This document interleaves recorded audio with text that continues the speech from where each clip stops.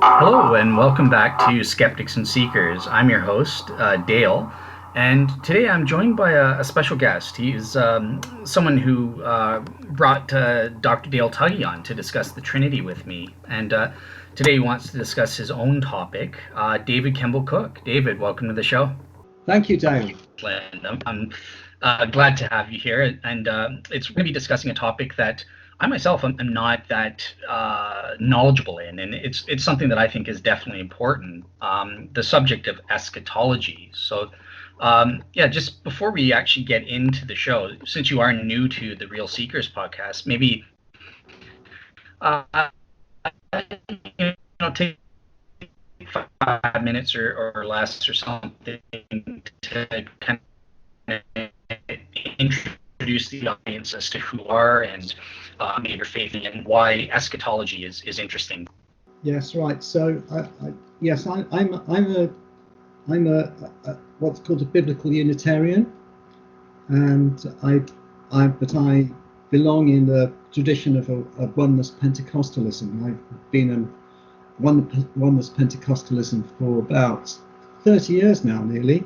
But about 13, 14 years ago, I was writing a book on the Trinity, and during that writing of that book, I came to the realization that Jesus just had to be a real human being. And then I cast around and I found people of like mind, including Dale Tuggy and Anthony Buzzard.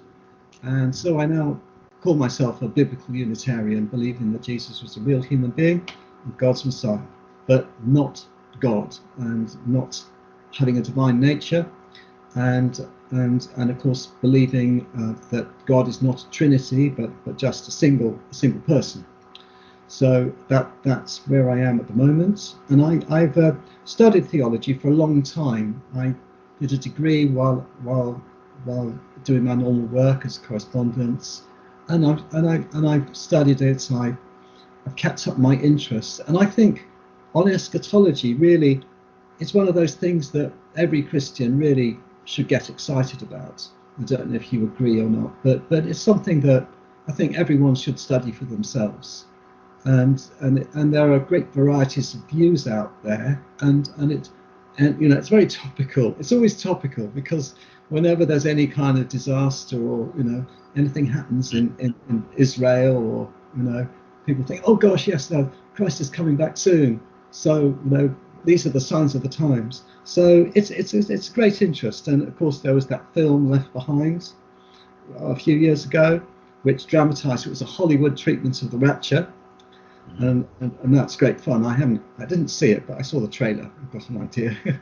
So, you know, like and I was saying that to my friend, actually, the one I was telling you about before we went on air, that you know, really, if airlines should make sure that every one of the two pilots is an unbeliever. Yeah. Just to avoid nasty accidents, just in case. So anyway, yeah. So eschatology is a subject of great interest, I think, too, generally.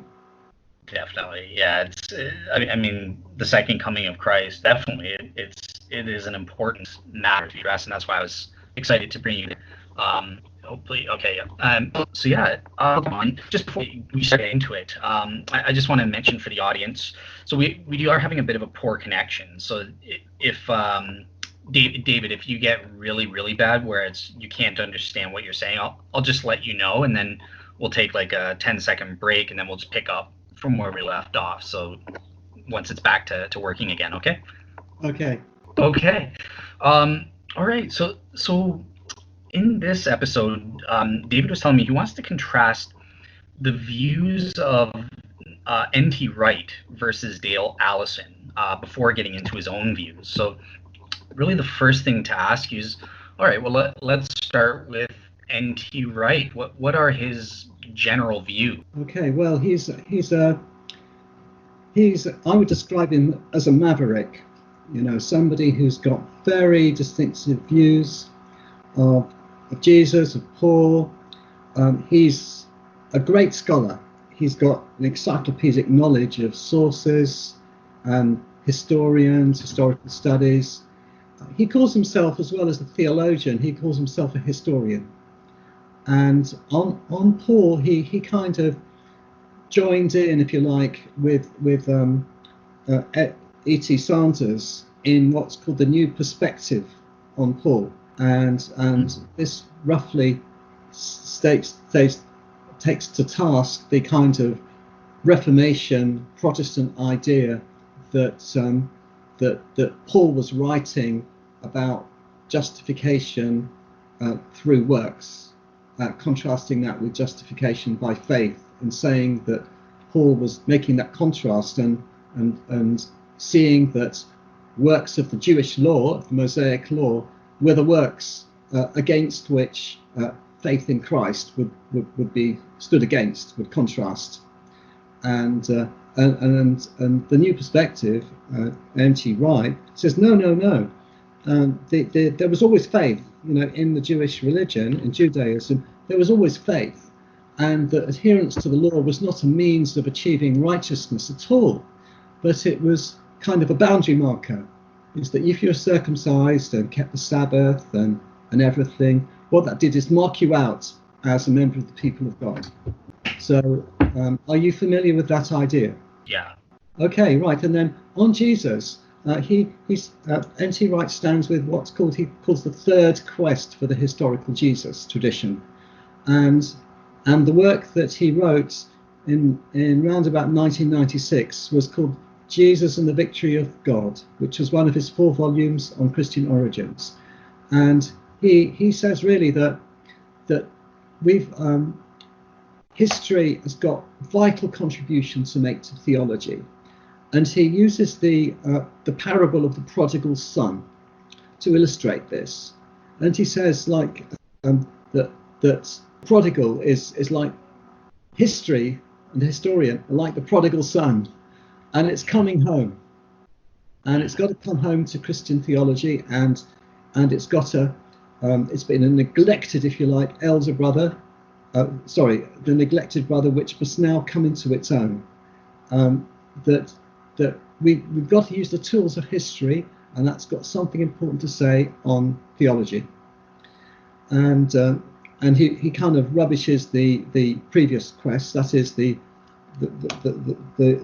what he called the new quest for the historical Jesus, which stands really in the tradition of Bultmann, and then there's Kaiserman and people like that, and which ends up with a kind of what he calls timeless teaching idea of Jesus, that Jesus was a teacher, and that we don't really know too much. We don't need to know too much about historical Jesus.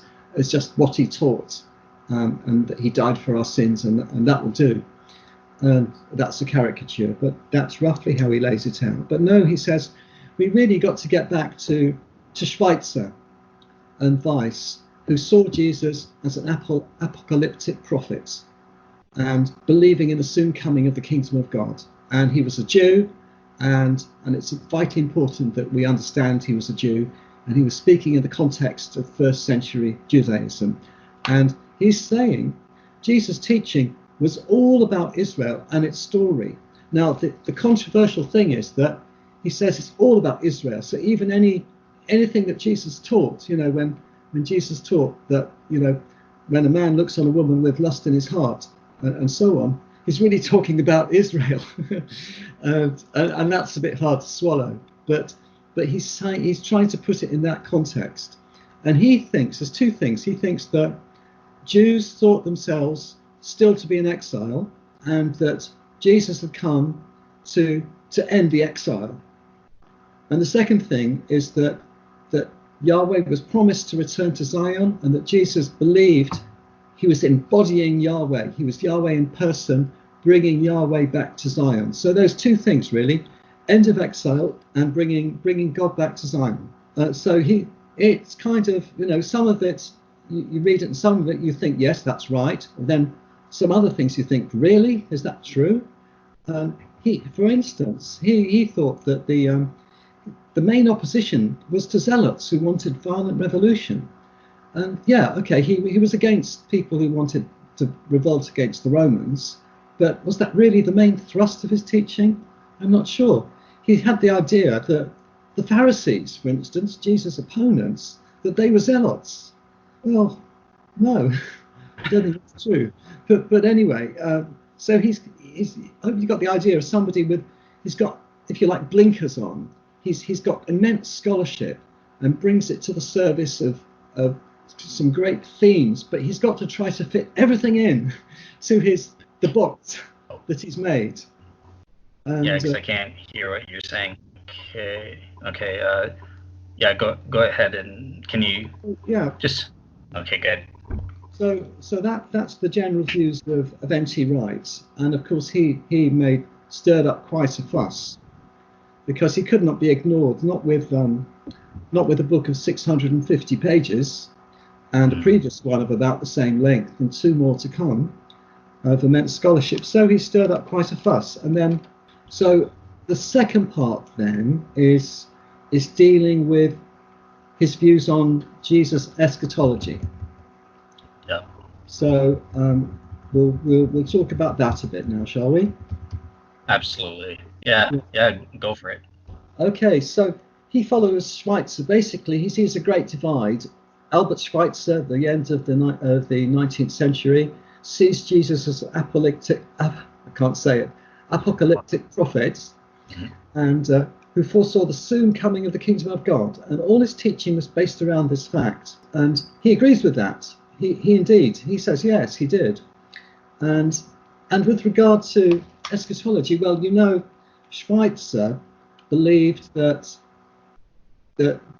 Jesus thought that he really would be coming back, he would die, and that he would be vindicated very soon in the lifetimes of his followers, and that when he realized it's a record of failure, really, he realized that it wasn't going to happen, that he was just going to die, basically, and that so for Schweitzer, Jesus' career was one of disappointment, a disappointed apocalyptic prophet who just, well, I'll go to Jerusalem, but I'm going to die, but I don't think I'm going to rise again, and I don't think this is going to be victory. If you like, it said, I think somewhere, that he broke himself on the wheel that he made. And Wright agrees with Schweitzer, except for the pessimism. And he believed that he's what's called a partial preterist.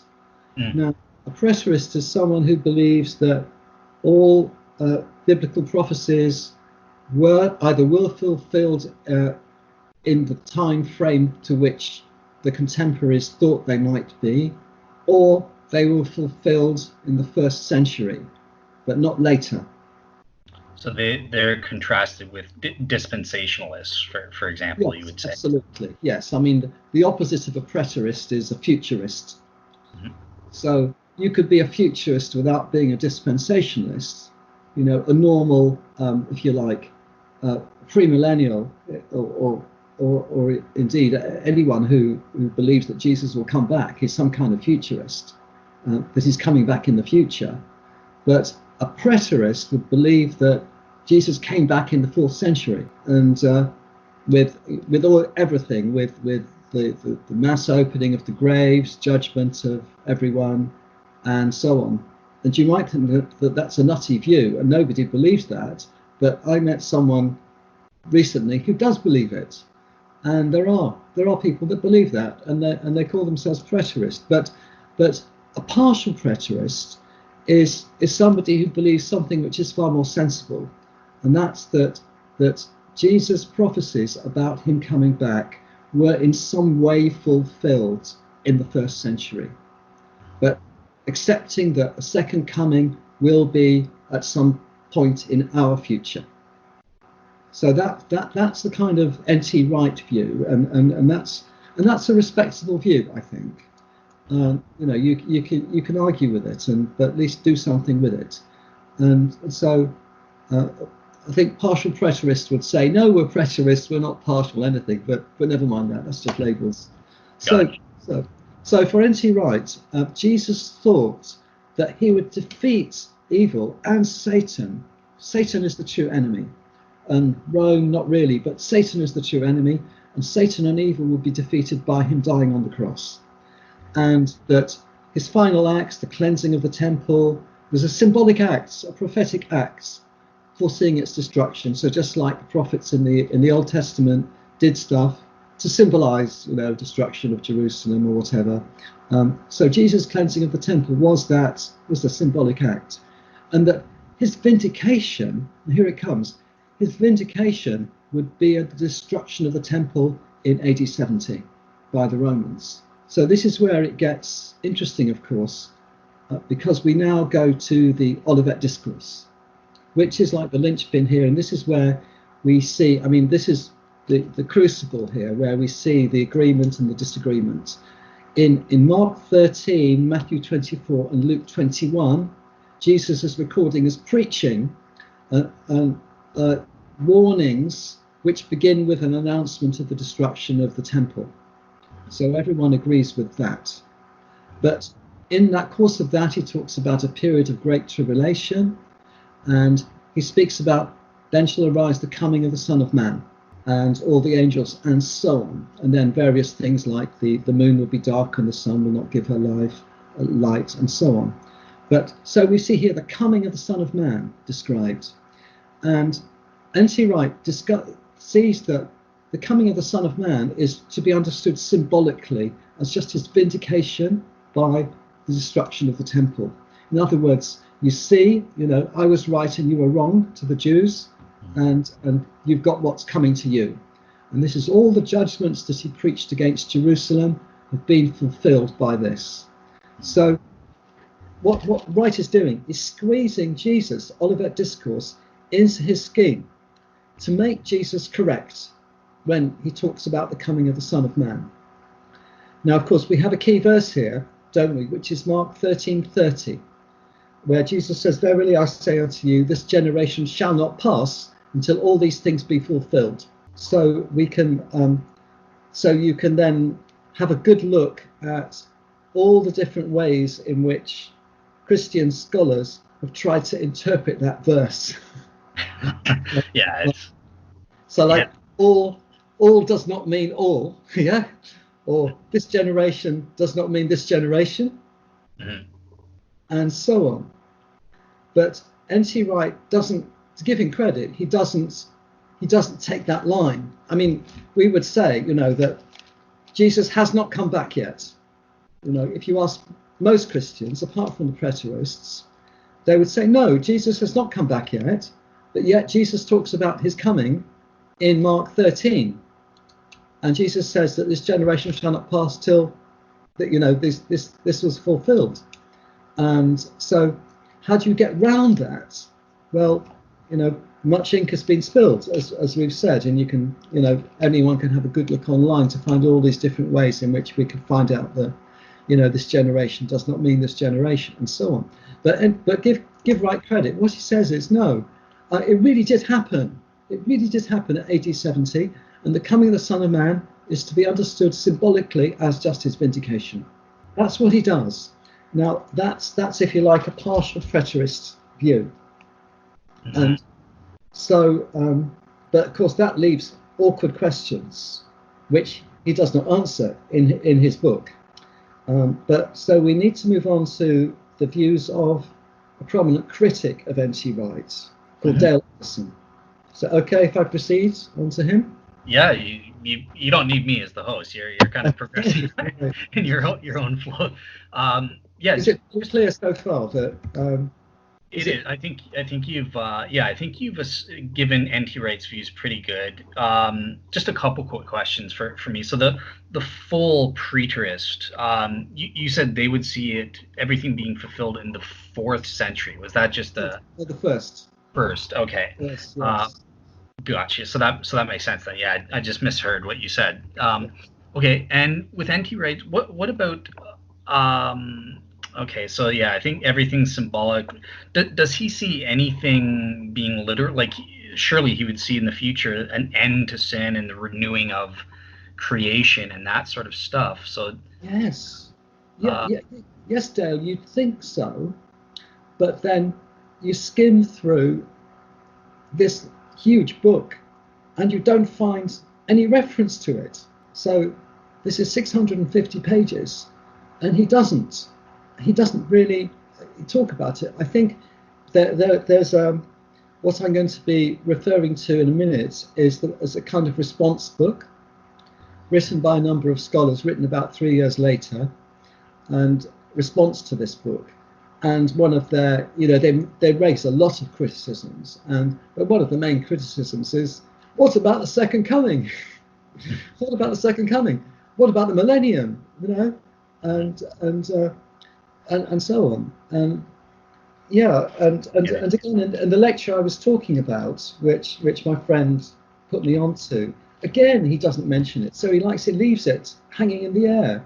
It's as if N.T. Wright really believes that everything was done on the cross at the resurrection and at the destruction of the temple. Gotcha. Okay. Yeah, I think. Oh, sorry. Yes. So I mean, we're coming on to the response to N.T. Wright now.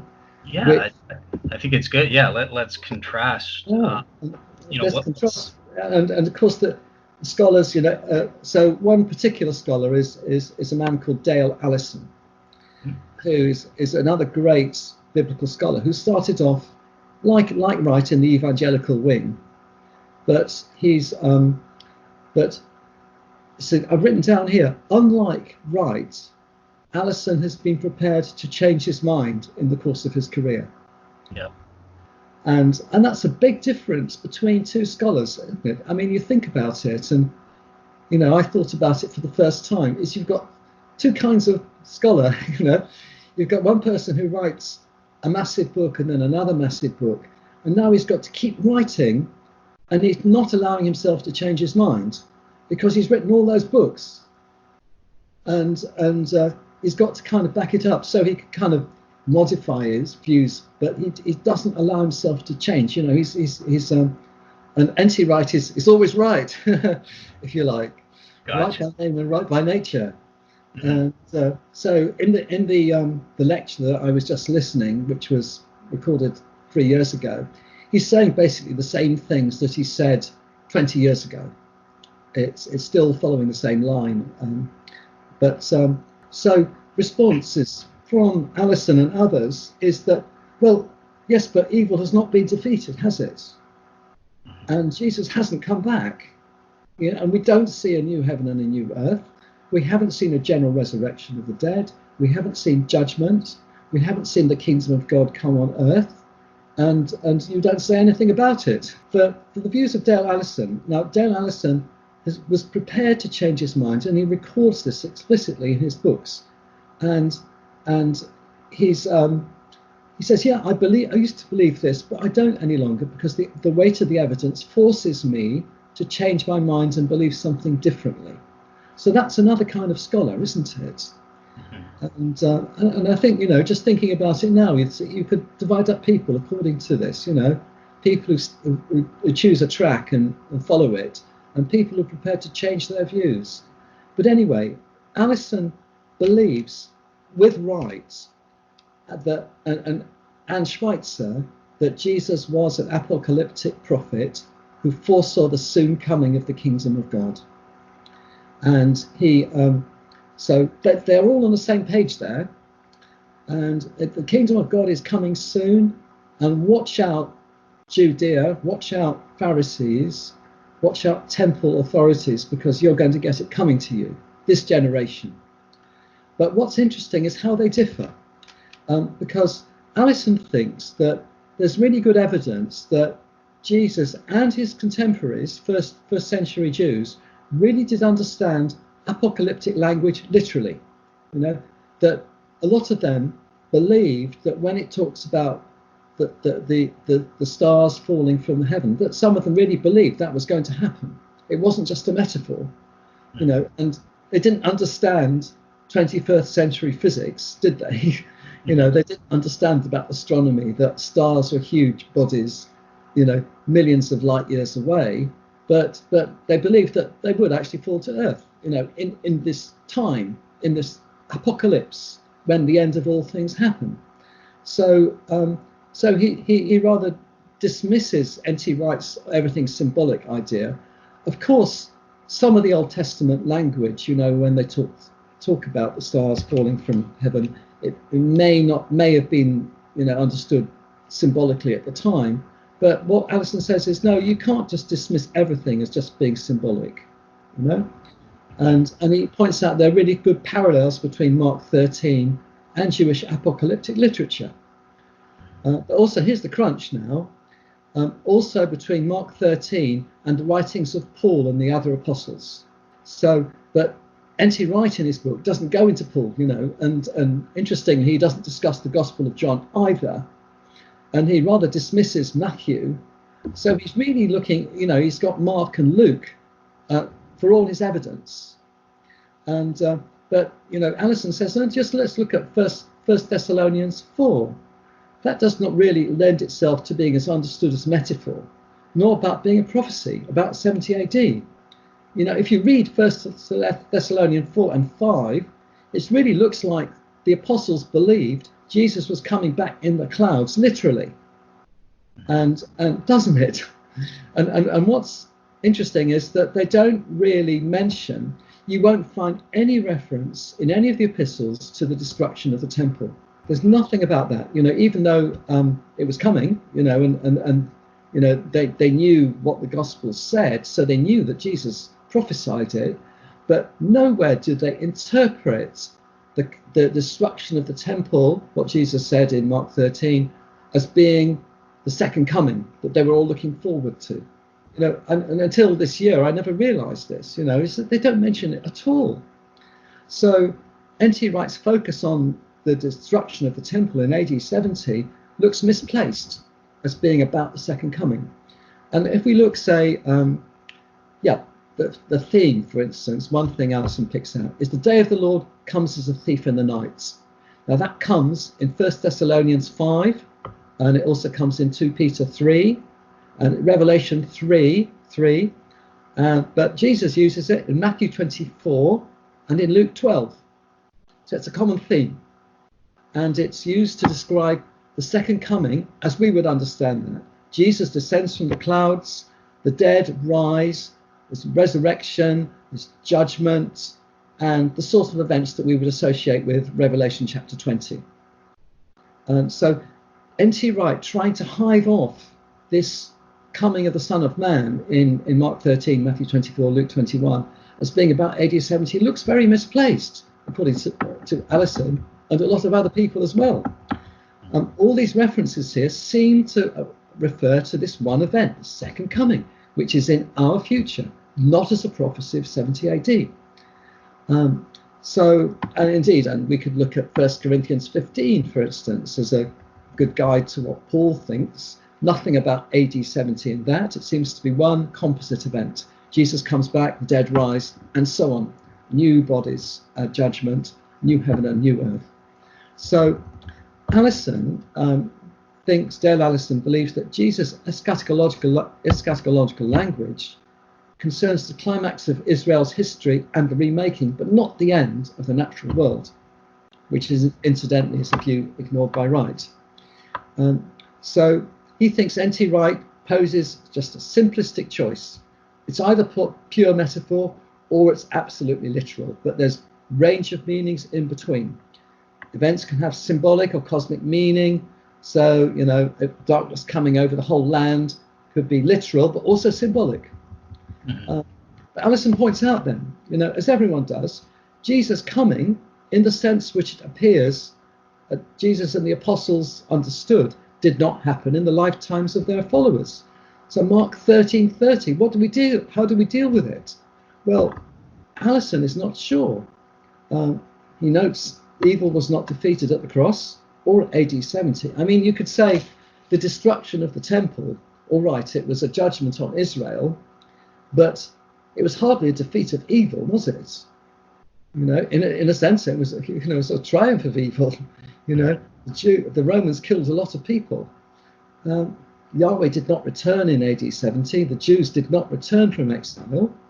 In fact, you know, they were to be exiled even more, weren't they, in AD 140? So Allison challenges Wright on everything. Allison ends up himself in a kind of agnostic state. He's saying, I really don't know. I don't know about Mark 13:30. This generation shall not pass. It looks like Jesus really believed he was coming back in the lifetime of his followers.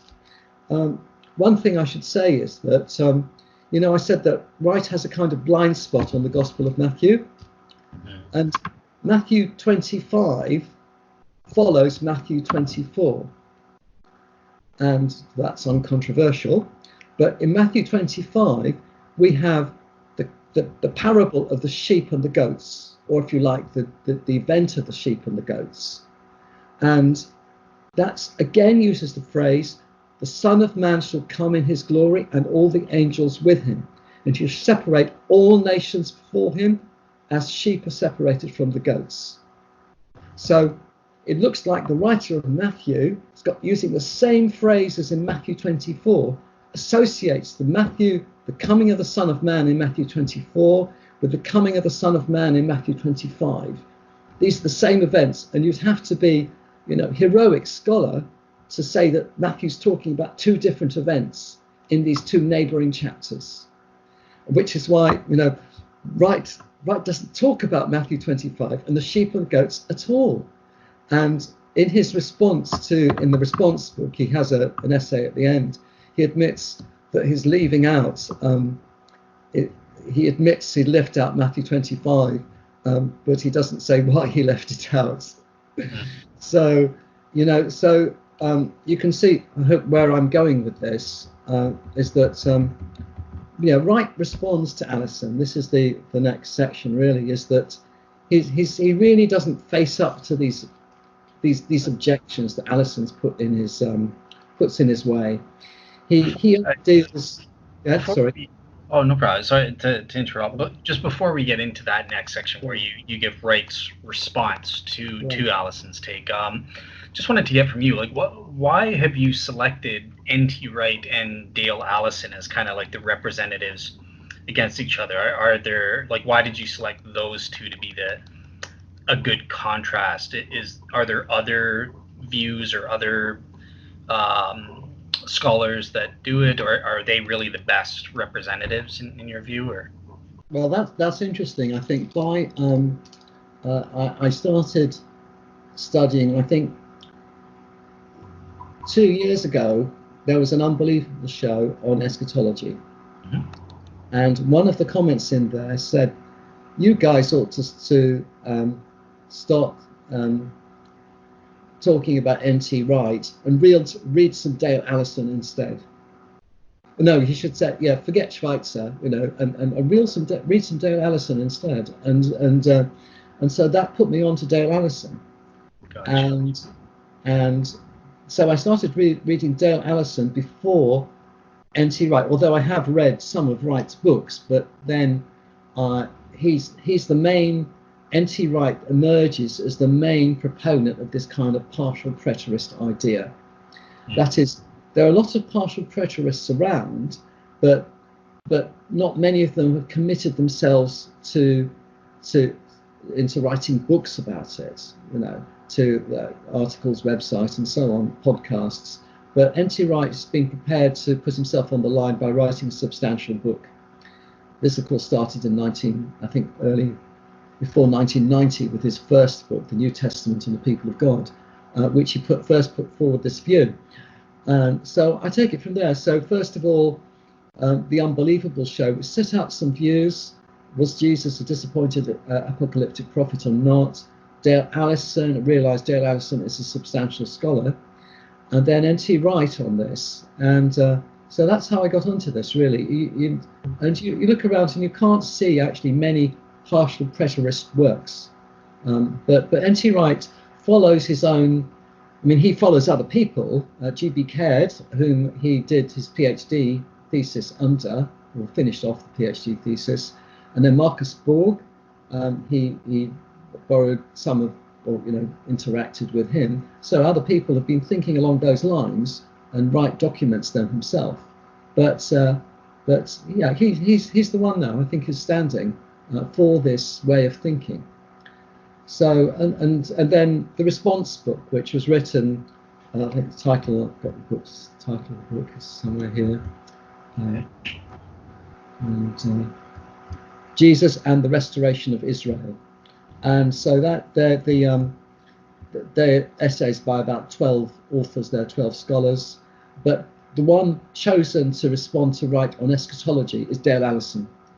So this was about 1999. So at that time, clearly, the scholarly community thought that Dale Allison was a principal opponent of Wright to choose to come up against him on eschatology.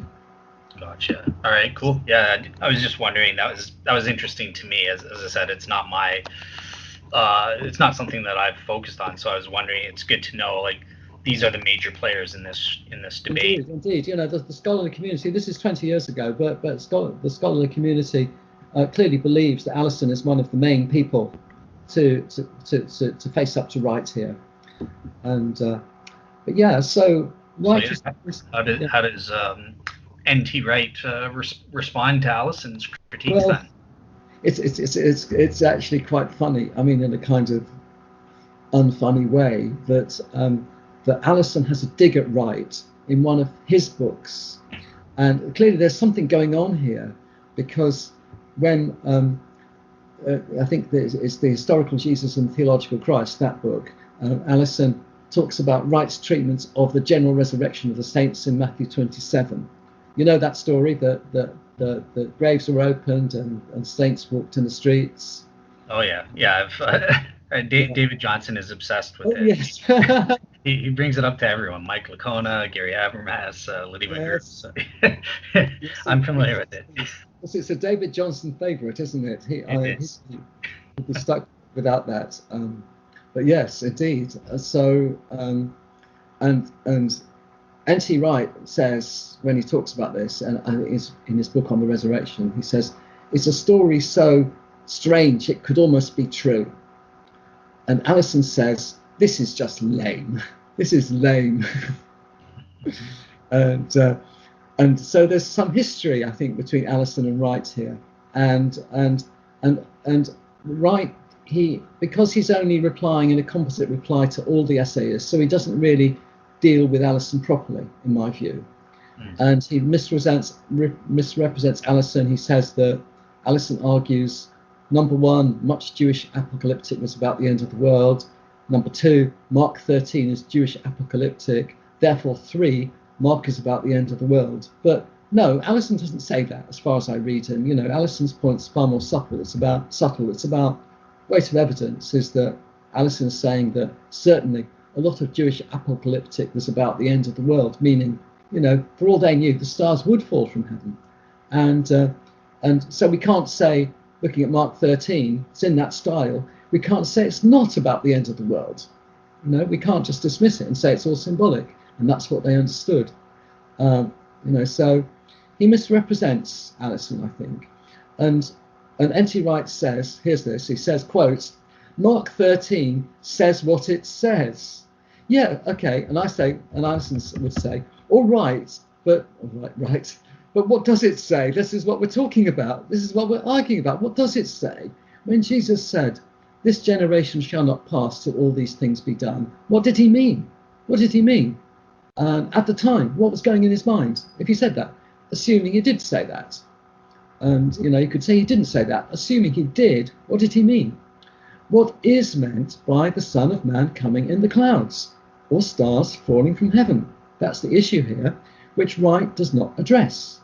So I conclude here that the challenges posed, in this case by Allison, but by others, is the challenges remain.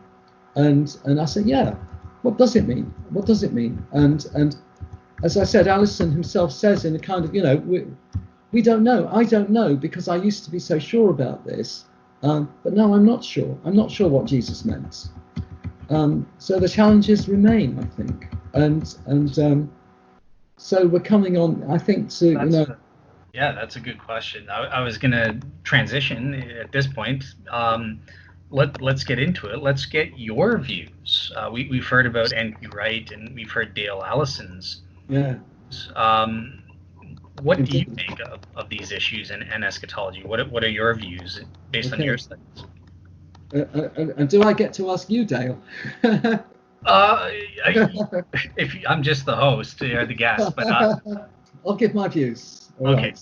And you can say a bit, if you like, at the end about what you think. But yes, No, I just go for Allison over Wright, but I like someone who's prepared to change their minds when they're convinced by evidence. That's just the way. That's my bias, if you like. But I think that any thinking person should be prepared to change their minds. You know, and who was it who said? Was it Einstein? No, it was Keynes. John Maynard Keynes. He said, when the evidence changes, I change, or when the facts change, I change my mind. What do you do? Maybe, do you know that quote? I don't know. It's famous in economics anyway, because he was as against dogmatism as you know, as I would be, you know.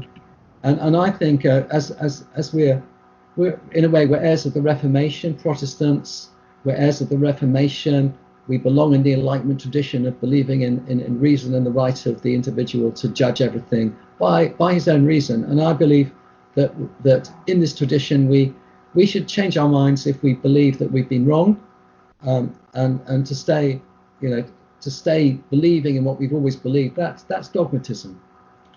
And so I think Wright is a little bit dogmatic, and I prefer Allison's preparedness to move in his views.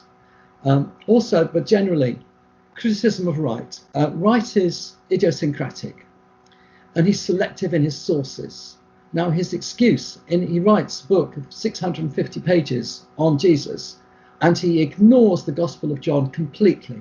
This is a criticism that another author makes of him. And what's more, he leaves out, well, obviously he leaves out the epistles, because he's talking about Jesus, but he ignores the Matthean passages like, as I said, the sheep and the goats, and also the wheat and the tares, which is another one, where the Son of Man comes and sorts out the wheat from the tares. And so he really, he starts off with 4 Gospels, but only deals with 2. So he's selective in his sources. And he struggles in eschatology to make Jesus to be correct. He's a bishop, you know, of the Church of England. So the onus is on him to make Jesus correct. He can't say, I don't know what Jesus believed, you know, I'm not sure if Jesus was right or not. He's got to say that Jesus was correct. So he's trying to make Jesus right when he says that, correct when he says that this generation shall not pass. To his credit, he doesn't go for the usual kind of subterfuges, but he takes it head on. But this is very, you know, this partial preterism. It looks like he's trying to make Jesus correct in this way. And I say here, maybe he would have a case if he was only confined himself to the Olivet Discourse. Maybe you could get away with that.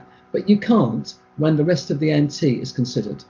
And his excuse was really, you know, space does not permit me dealing with John, for instance, the Gospel of John or Gospel of Matthew.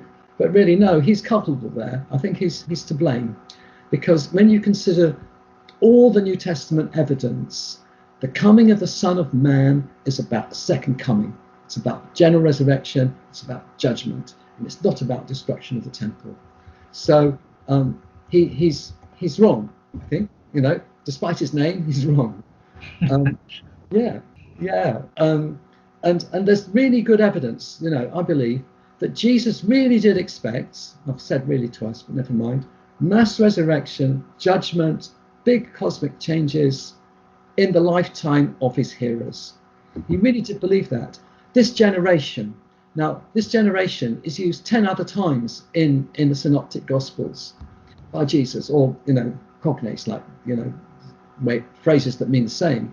And always it's used to mean this generation now living. It doesn't mean this generation at some point in the future, or this generation now and also a generation a bit later and also another generation a bit later on.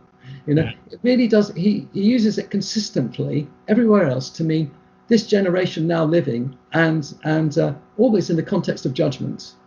This generation is going to get it coming to it, get what's coming to it. I've talked about Matthew 25 following the Olivet Discourse in Matthew 24. Also wheat and tares, Matthew 13, which is described as the end of the age. Now, how much more end of the age do you want, if you like, than that? The end of the age sounds pretty final, doesn't it? I mean, what could come after that? I believe it means the general resurrection and a new heaven and new earth, the kingdom of heaven coming. And so there's no case for believing that his coming in Matthew 24 is different from that in Matthew 25, or indeed Mark 8:38, and following, and the parallels there. I'll read this one out. This is at the Transfiguration.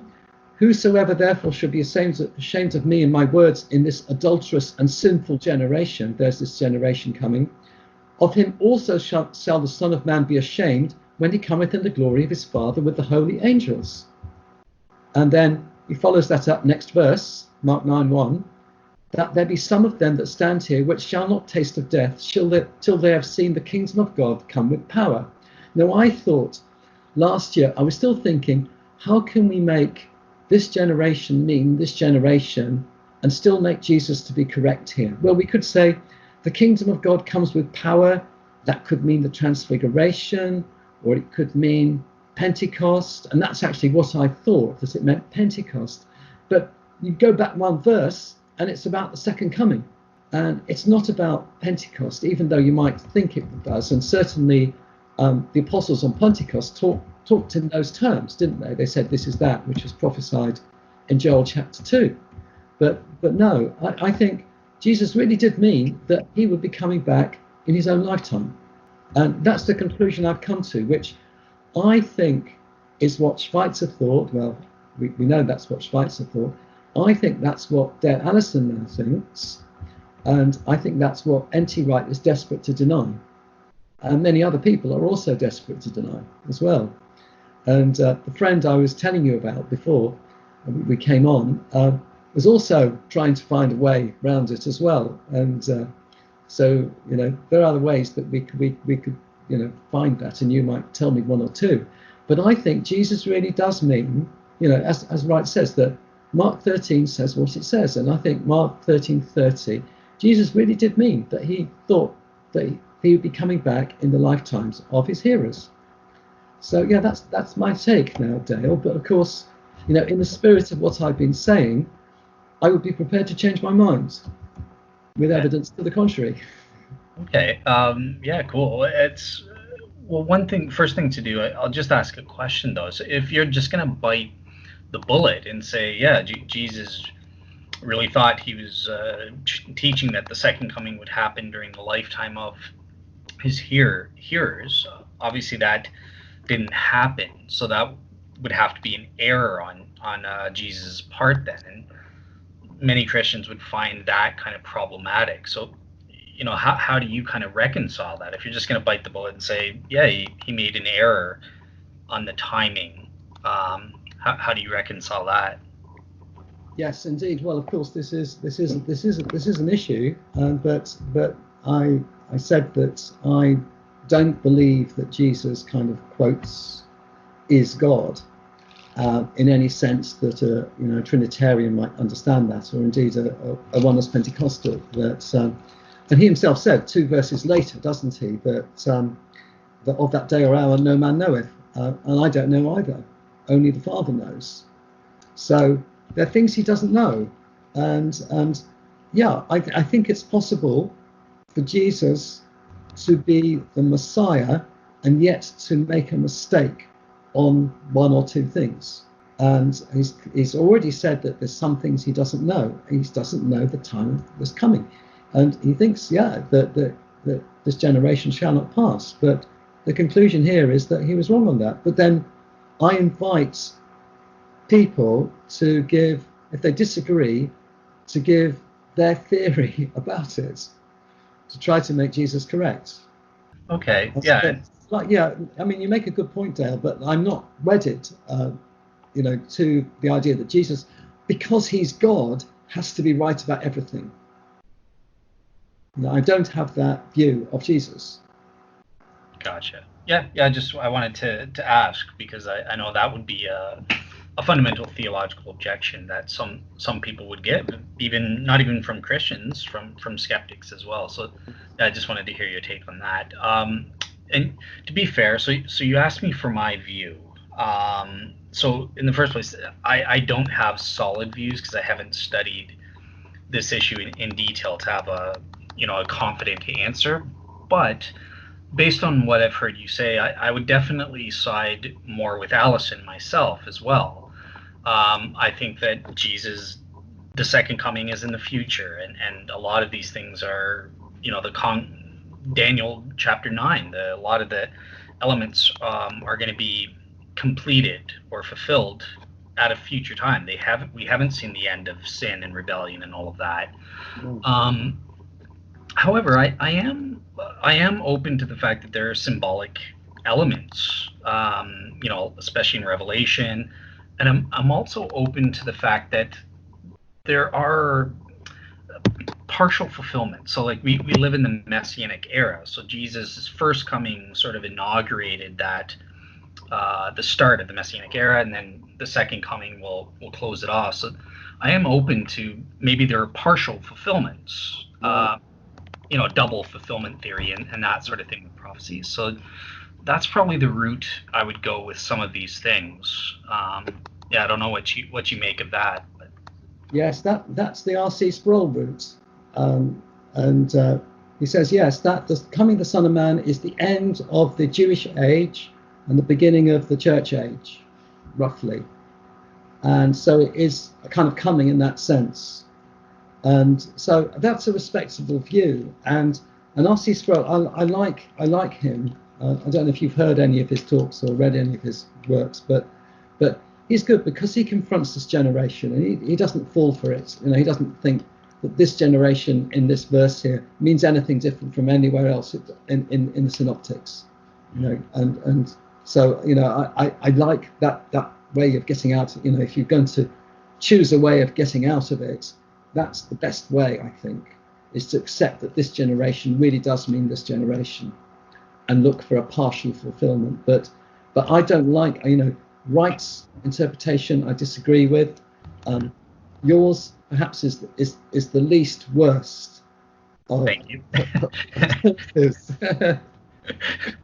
I still don't think it, because Matthew 25 comes right after Matthew 24. You see. And I'll say something to even though I'm not, I don't know if it is an error or not. I'm not prepared to say that. If it is, let's pretend it is. Jesus just made an error. Even though I'm a Trinitarian and believe Jesus is God, I think that it is possible for Jesus to make errors, and that isn't a theological objection. Like, someone could say the mustard seed thing was an error or something. I think that's skeptics misinterpreting that verse, but let's pretend that was an error. Who cares? That doesn't bother me. His omniscience was subliminal or subconscious during his time of humiliation, and there are ways to, even as a full Trinitarian, to overcome that without that destroying your faith. But it just, I'm not at the point where I'm convinced, Jesus made an error here yet. So, but just wanted to add that for people. Indeed, yeah. Well, yeah. Thanks for that, Dale. That's interesting. I think it's really interesting that I never really thought about this until a few years ago, and I've been a Christian all my adult life, and I've been a Pentecostal studying the Bible hard for 30 years nearly. But only a few years ago did I start to really seriously think about these issues and these problems. It's odd, really, how we have kind of blind spots. We just carry on and just skate over things, and we don't think of them as a problem. But I think this is a real issue. I think the issues surrounding the Olivet Discourse, and what did Jesus mean by his coming, and what did the apostles mean? Well, we haven't got on to what the apostles thought, but they certainly believed that Jesus was coming back soon, I believe. We've got 10 references there that we could talk about another time. So, these are important issues, aren't they? And I don't think we can just say, it's all going to happen in the future, but without really reading seriously the New Testament and what we think Jesus and the apostles really thought. What do you, out of curiosity, what role do you think the Book of Revelation has? Because I know a lot of Christians, are devout Christians, like my own mom, who's she reads the Bible multiple times a year and that sort of thing. But even her, there's this skittishness about, Revelation, it's too confusing. Don't press it for details. do you think that's the wrong way to approach it? Like, what value does Revelation have for coming to knowledge about the end times? Yes. Well, we the issue of millennialism, millennial views comes up now, doesn't it? And it's interesting that the doctrine of the millennial is only derived from one passage in the Bible, and that's Revelation chapter 20. And so we've got a doctrine here of a millennium followed by a judgment and so on. But this idea of a millennium only comes in one place. And I think to myself that if we want to base our doctrine on solid foundations, we need at least two witnesses in Scripture. And so I think we should be a bit careful here, sort of reading Revelation and taking that as a blueprint for end times. But whereas new heaven and new earth and judgment, that's all the way through the New Testament. But the idea of a millennium is only in one place. As to all the judgments and so on, I'm pretty much a preterist there. I think that a lot of it relates to the current era, that there's a good case for thinking that the beast figure is identified as the Emperor Nero. That is, it's written in code identifying Nero, and there's a lot of the judgments and so on are to be interpreted as fairly symbolically as really catastrophic events happening at the time of great persecution of Christians in the first century, in the 60s, 50s and 60s AD. So I think a lot of it is rooted in that time and not related to some future time. But then, of course, when we get to Revelation 19, and then we've got a vision of what most people would describe as the second coming. And how that relates to a millennium, well, we've run out of time now, haven't we? But that would be really interesting to talk about, I think, and how we get a millennium and what kind of millennial views we might have, starting at Revelation 19. But as to the bulk of Revelation, I think it's related to Rome. I think Babylon is Rome, and that identification is pretty clear, and it's written in code because, of course, people were afraid. They wrote in code because they didn't want to be, found out and arrested for what they'd written, and that's quite understandable. So, I don't feel any great need for us to go outside those years, 50s, 60s, possibly 70s AD. I don't necessarily believe Revelation was written a lot later. It doesn't have to have been. I think it's written as a prophecy of the destruction of Jerusalem as coming in the future, so it could well have been before AD 70. There's no reason to stick it all in the future, and so rather very much against the kind of futurist view there, describing as a period of tribulation before a millennial period. But that's really another issue, I think, for another time. Fair enough. All right, cool. Well, I just want to say thank you so much for taking the time. I know you've got time limits and everything. So, yeah, I think that covers all the questions and issues that you wanted to just give sort of a brief sketch on and allow the audience to be familiar with the views. I'll just leave you with one last closing question. So you were the one that kind of hooked me up with Dr. Dale Tuggy, and you sent me the article by Howard Snyder on the Trinity monotheism model. I was just wondering how you thought, how did I do in responding to the philosophical objections that he raised? Was anything helpful there at all, or? Yeah, I mean, it's things in my view, yeah, that's a good point to raise. Is that I think that I think Howard Snyder does a pretty good job in dismembering Trinity monotheism. Okay. But you did as well as anyone to try to get it back off the floor and breathe life into it. Okay, thank you. Yeah, I mean, I couldn't imagine anyone doing a better job. But really, it's I think it's yeah. I mean, how William Lane Craig manages to write a response and get that up to 10, 11 pages to try to resurrect the idea. No, I think it's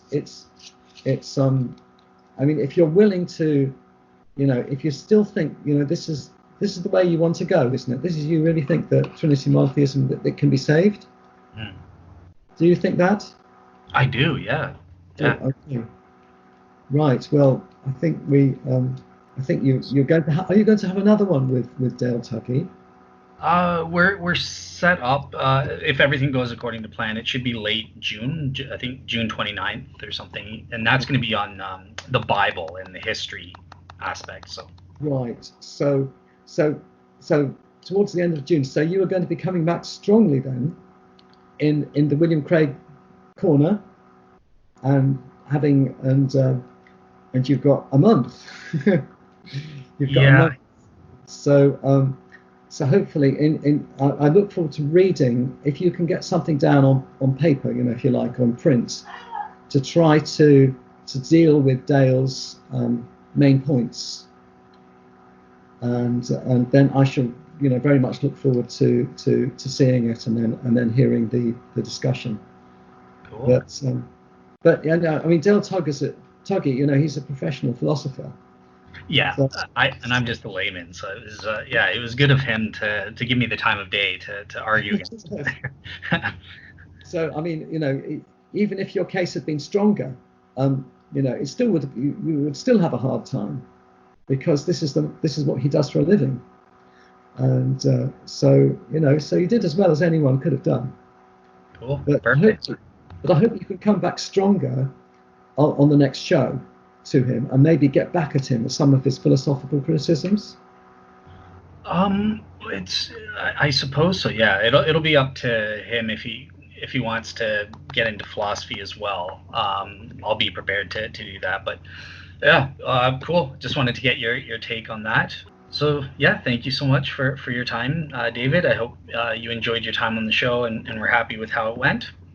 Oh, it's been a pleasure. I've loved it, Dale. Thank you. And I hope we could do something another time. Absolutely. Anytime. All right. So yeah, have a great week, everybody. The next new show that'll come out after this one, I have a show scheduled with Chris Date on the issue of Calvinism versus Molinism and getting his take on Calvinism. So that'll probably be the next new show that I'll have out for you guys in June sometime. So have a great week, everybody, and take care.